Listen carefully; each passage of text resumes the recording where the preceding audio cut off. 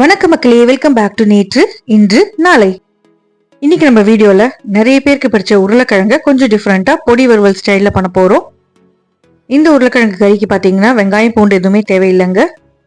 சின்ன உருளைக்கிழங்கு வேக வச்சுட்டு தோலை உரிச்சிட்டு எண்ணெயில ஒரு வதக்கிட்டு அதுக்கப்புறமா ஒரு பொடியை வறுத்து ரெடி பண்ணி அது மேல தூவி அதுக்கப்புறம் பெரட்டிட்டு நீங்க எல்லா சாதத்துக்கூடயும் வச்சு சாப்பிட்டு பாருங்க, சூப்பரா இருக்கும்.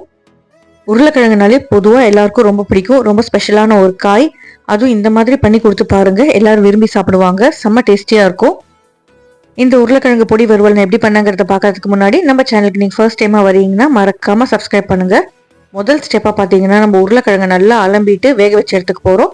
1லேருந்து 2 விசில் விட்டாலே போதும், உங்களுக்கு கிழங்கு நல்லா வெந்துடும்.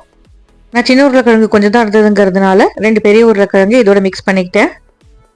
அடுத்ததான் நம்ம பொடி ரெடி பண்ண போகிறோம். பொடிக்கு பார்த்தீங்கன்னா ட்ரை ரோஸ்ட் தான் பண்ணணும். கடாயில் 1 டேபிள் ஸ்பூன் அளவுக்கு வெள்ளை உளுந்து, 1 டேபிள் ஸ்பூன் அளவுக்கு கருப்பு உளுந்து, 1 டேபிள் ஸ்பூன் அளவுக்கு கடலைப்பருப்பு சேர்த்துக்கோங்க. இது எல்லாத்தையுமே அப்படி ட்ரையாக நம்ம வறுத்துக்கலாம். இது கூடவே 1 டீஸ்பூன் அளவுக்கு முழு கருப்பு மிளகு சேர்த்துருங்க. மிளகு வாசனையோடு சாப்பிடும்போது சூப்பராக இருக்கும். அடுத்ததாக காரத்துக்கு பார்த்தீங்கன்னா நான் 2 காஞ்ச மிளகாய் சேர்த்துக்கிறேன். நம்மளுக்கு மிளகுலேருந்தும் காரம் வரும், அதனால தான் நான் காஞ்ச மிளகாய் கம்மியாக சேர்த்துருக்கேன். 1 டீஸ்பூன் அளவுக்கு மல்லி விதைகள் சேர்த்துக்கலாம். 1/2 டீஸ்பூன் சோம்பு, 1/2 டீஸ்பூன் ஜீரகம் சேர்த்துக்கோங்க.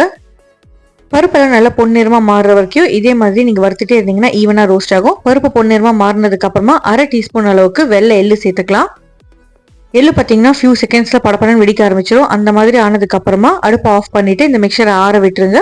ஆறுனதுக்கு அப்புறமா மிக்சி ஜாரில் மாற்றிட்டு நம்ம அரைச்சி எடுத்துக்கலாம். உங்களால் எவ்வளோ பொடியாக அரைக்க முடியுமோ அவ்வளோ பொடியாக அரைச்சிக்கோங்க. ஆனால் இது கொஞ்சம் குறைக்குறன்னு தான் இருக்கும், ஃபைனாக அரையாது. ரொம்ப சிம்பிளான ஒரு சீசனிங் தான், ஆனால் ரொம்ப வாசனையாக இருக்கும்.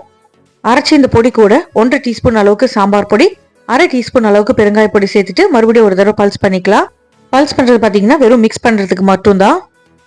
சப்போஸ் இந்த பொடி உங்களுக்கு மீந்து போச்சு, இனி ஃபியூச்சருக்கு என்ன பண்ணுறதுன்னு யோசிச்சிங்கன்னா நீங்கள் சுண்டெல்லாம் பண்ணிங்கன்னா அது மேலே கூட தூவிக்கலாம். இல்லைன்னா சாம்பார் பண்ணும்போது கொஞ்சம் தேங்காய் வச்சு அரைச்சி நீங்கள் சேர்த்திங்கன்னா சாம்பார் சூப்பர் டேஸ்டியாக இருக்கும்.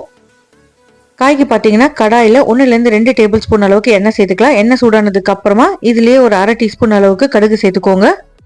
கடுகு வெடிச்சதுக்கு அப்புறமா நம்ம தோல் உரிச்சு வச்சிருக்கிற சின்ன உருளைக்கிழங்கெல்லாம் இதில் சேர்த்துட்டு அப்படியே ஜென்டலாக மிக்ஸ் பண்ணி விடலாம். கடலெண்ணெய் யூஸ் பண்ணிங்கன்னா நல்லா வாசனையாக இருக்கும். இப்போ 1/8 டீஸ்பூன் அளவுக்கு மஞ்சள் பொடி சேர்த்துக்கோங்க. ஒரு தடவை நீங்கள் மிக்ஸ் பண்ணும் போது மேஷ் பண்ணாமல் இதை நசுக்காமல் ஜென்டலாக அப்படியே தூக்கி போட்டு கிளறி விடுங்க. இப்போ இந்த உருளைக்கிழங்கு தேவையான அளவுக்கு உப்பு சேர்த்துக்கலாம். ஓரளவுக்கு எண்ணெயில் அந்த ப்ரௌன் கோட்டிங் வந்துடுதுன்னா உங்களுக்கு இது ஸ்டிஃப் ஆகிடும். அப்படியே இந்த கிழங்கு மேலே அந்த ரோஸ்டட் கோட்டிங் வரணும். வந்ததுக்கு அப்புறம் தான் நீங்கள் பொடி சேர்க்கணும். அப்பப்போ கிளறி விடுறது பார்த்தீங்கன்னா அடிப்பிடிக்காமல் இருக்கிறதுக்கும், அதே சமயம் உருளைக்கிழங்குல எல்லா பக்கமும் ஈவனாக கலர் வரதுக்கும் தான். இப்போ அப்படியே ப்ரௌன் கலர் வந்ததுக்கு அப்புறமா நம்ம அரைச்சி வச்சுருக்கிற பொடியை மேலே தூவி விட்டுக்கலாம். உங்கள் வீட்டு காரத்துக்கு ஏற்ற மாதிரி நீங்கள் பொடி சேர்த்துக்கோங்க. பொடி பார்த்தீங்கன்னா இந்த கிழங்குல இருக்கிற எக்ஸஸ் ஆயில் எல்லாத்தையுமே உறிஞ்சு நல்லா ரோஸ்ட் ஆகி பொறன்னு ஆயிடும். பொடி சேர்த்ததுக்கு அப்புறமா 2லேருந்து 3 நிமிஷம் மறுபடியும் நம்ம குக் பண்ணிக்க போகிறோம். ஃபர்தராக உங்களுக்கு இது நல்லா ரோஸ்ட் ஆகட்டும். கீழே ஏதாவது ஒட்டியிருந்தா அதையுமே நீங்கள் ஸ்க்ரேப் பண்ணி விட்டுடுங்க. ஏன்னா அந்த ஒட்டி இருக்கிறதுமே ரொம்ப டேஸ்டியாக இருக்கும். எனக்கு கிழங்குக்கு இன்னும் கொஞ்சம் உப்பு தேவைப்பட்டது, அதனால நான் மறுபடியும் மேலே இன்னும் கொஞ்சம் உப்பு சேர்த்துக்கிறேன். வெளி கோட்டிங் நல்லா ப்ரௌன் ஆனதுக்கப்புறம் நீங்கள் இதை எப்படி வேணாலும் ஹேண்டில் பண்ணிக்கலாம், குழஞ்சி போகாது. ஃபைனலாக ஒரு புளிப்புக்காக 1 டீஸ்பூன் அளவுக்கு ஆம்ச்சூர் பவுடர் சேர்த்துக்கிறேன். ஆம்ச்சூர் பவுடர் இல்லைன்னா நீங்கள் சாட் மசாலா கூட சேர்த்துக்கலாம். நல்லா சூடாக சர்வ் பண்ணுங்க.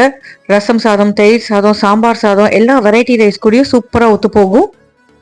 ட்ரை பண்ணி பார்த்துட்டு எப்படி இருக்குங்கிறத எனக்கு மறக்காம கமெண்ட்ஸை சொல்லுங்க. நம்ம சேனலுக்கு நீங்கள் ஃபர்ஸ்ட் டைமாக வரீங்கன்னா லைக் பண்ணுங்க, ஷேர் பண்ணுங்க, சப்ஸ்கிரைப் பண்ணுங்க. இன்னொரு நல்ல வீடியோட சீக்கிரமே சந்திக்கிறேன். Until then, take care, bye bye, have a great day, thanks for watching.